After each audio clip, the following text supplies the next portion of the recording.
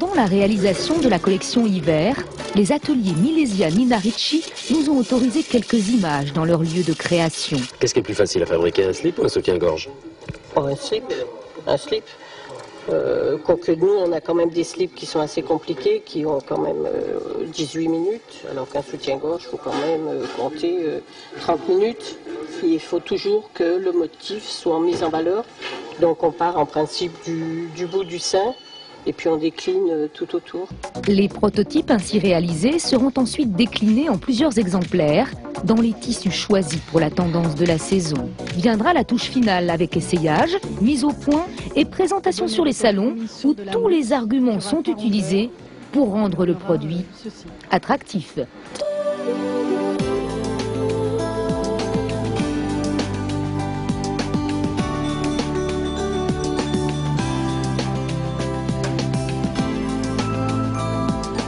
Une des tendances de la saison en corsetterie, c'est le retour des structures visibles et soulignées, avec utilisation du titane pour fabriquer des baleines plus souples et confortables.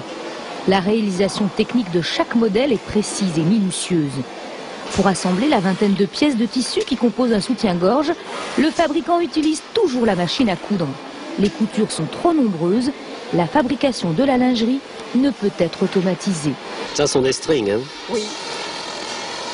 Je surfile la taille avant la pose de l'élastique.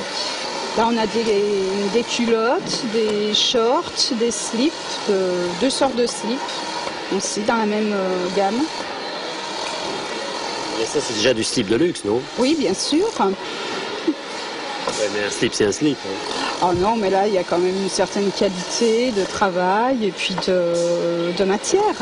Il nous arrive d'avoir des petits quelque chose, un petit pinceau, des petites choses qu'on ne voit pas comme ça, là, quand on vérifie, quand on coupe notre travail. Bon, parce qu'on travaille quand même au centième de minute, donc on est obligé d'avancer.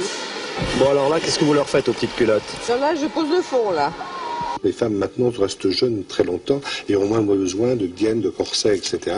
Et que de toute façon, donc c'était pour tenir des bas, hein, de toute façon parce que le collant n'était pas encore arrivé à cette époque. Et puis les soutiens-gorge, c'était pour couvrir, masquer, soutenir.